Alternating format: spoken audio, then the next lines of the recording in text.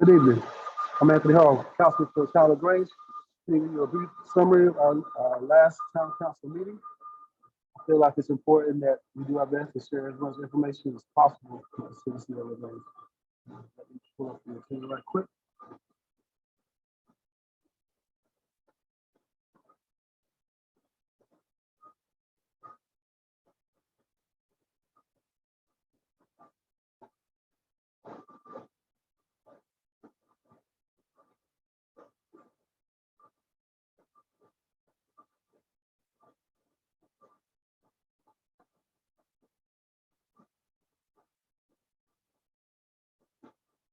The Town of La Grange Town Council met on June 6, 2022. There was a call to order and opening prayer by John Wiggins. There was the administration of oath of office to Veronica Nikki Lee. Councilwoman Lee thanked her family and friends for their support and thanked the citizens of La Grange for attending and promised to do her best for all the citizens of La Grange. Tony Sears was introduced as our new assistant manager, and I want to take this opportunity to congratulate Tony Sears. It's a public hearing on 3 zoning maps. And consider the request made by Ellis Development Group of 6801 Falls of News Road, Suite 108, Raleigh, North Carolina, to rezone the following 3 parcels from R18 to single family residential to R12 single family residential. 95.71 acres known as the Monroe County parcel record number 16543. A recorded deed for the property to be rezoned can be found in the Monroe County Register of Deeds book, 1726. The second property was 41.63 acres known as the Monroe County parcel record number 16542. And as a recorded deed for the property to be rezoned can be found in the Monroe County Register of Deeds book, 11726. And the third property is 43.46 acres known as the Monroe County parcel record number 37299. And as those records can be found in the Monroe County Register of Deeds book, 1726 also. There was a brief public comment period. Well, not public comment period, but public hearing. And 2 gentlemen from the Ellis Development Group were at the meeting to speak in favor of the project. We had 3 citizens from the town speak against the project. Those citizens were Craig Foss, Mr. Murphy, and Rusty Alford. Councilmember Reed Rouse and I spoke in favor of the project. The motion was made by Councilman Rouse, seconded by Councilman Hall, to amend the revised ordinance along with the consistency and reasonable statement in the motion carried. And those, people don't understand that towns like La Grange, in small towns, and this development is going to bring over 240, 50 some units. That's increased the property values. That's increased the tax base. We need this growth. As you can see, this is how some of those lots are going to be grown up. And just a little map of the location as well. And this is huge for us. These new residents are going to be using city water. These new land areas will be annexed into the town. They'll be using the city electricity. And the more people we have using our city water and electricity, the more we can charge for the use of the city water and electricity. So we can lower rates. This is something that a lot of towns are craving right now, this type of growth that we're seeing. And so I just want to commend our town manager, John Kraft, and all the other council members for voting for this.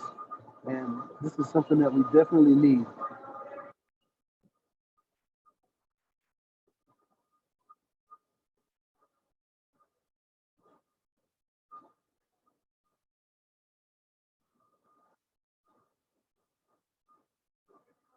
Next on the agenda is the recommended FY 22-23 municipal budget hearing.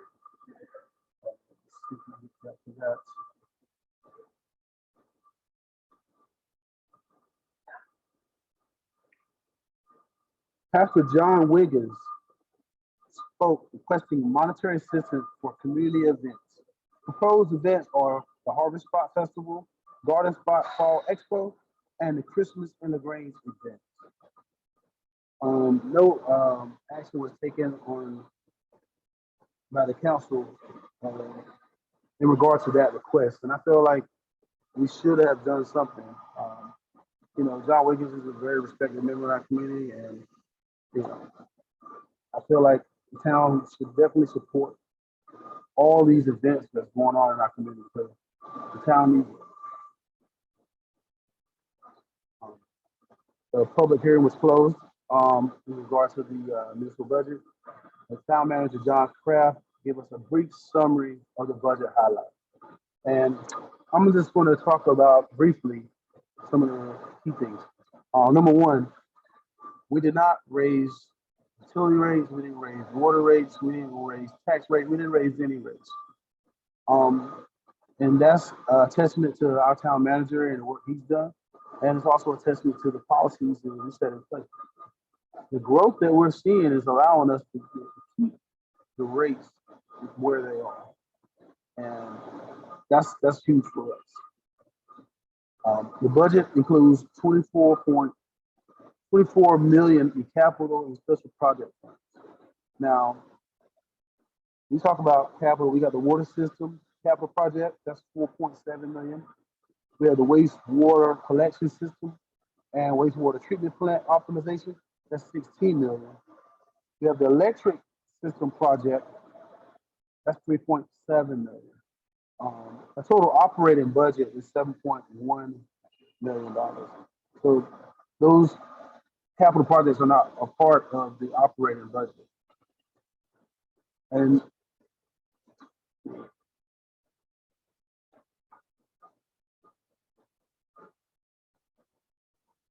so the motion was made by Councilmember Gladney, seconded by Councilmember Gray, to approve the recommended FY 22-23 municipal budget. The motion carried. There was no public comment period, and amendments to and approval of the agenda. The motion was made by Councilman Gray, second by Councilwoman Lee, that we approve the amendment to the approval of the agenda. A motion carried. Down to item number 7, which is the consent agenda. The approval of the May 2nd regular session, approval of the May 2nd closed session, and the approval of ordinance amending the FY 21-22 budget ordinance. The motion was made by Councilman Hall, seconded by Councilman Miles, and that consent agenda be approved. Motion carried. If we go down to the new business portion, the approval of a resolution amending the financial agreement for the battery energy storage system, and John Kraft gave us a brief summary of why that needed to be done. The motion was made by Councilman Rouse, seconded by Councilman Gray, to approve the resolution amending the financial agreement for the battery energy storage system, and the motion carried. Item 8B was approval of the operating agreement with the NCMPA to operate in distributed energy resource, which is the best. The motion was made by Councilman Gladney, seconded by Councilman Rouse, that we approve the operating agreement with the NCMPA to operate the distributed energy resource system, which is the best project. And that motion carried. We go down to item number 9, unfinished business, and as always, town manager gives us a brief summary of the water sewer project, how that's going, and the barrier area storage system project, how this is going, and so that was that. And there was a financial report in our packet, but he did not give us any report on it in the meeting. Discuss. And we go down to council member comments. At the end of every meeting, each council member is given an opportunity to speak about anything they want to speak about. And during that council member comment period, I made a motion to approve the historical marker program and the nonprofit assistance program. The nonprofit assistance program is something that I decided that we come up with because there's so many nonprofits in our community that need assistance. And as of right now, we really don't have a mechanism in place for nonprofits to apply for assistance. So I came up with a plan and I put together and said I would present that to the town council. I said I made the motion. It was seconded by Councilman Gladney. The motion was tabled by Councilman Rouse. And he said he wasn't necessarily against it, but he needed more time to go over it. I can understand that. And the motion was tabled. The motion to table the motion was passed 5-1. So hopefully we'll have that discussion in our August meeting, and we can bring that back to the forefront. We need ways to assist our citizens. After the closed session, Councilman Rouse made a motion to amend the rate structure for meter tampering offenses, effective retroactively. The first offense will be $500 or triple the loss amount. And the second offense will be $5,000 or triple the loss amount. And that motion carried. Meeting was adjourned. And so this is my first,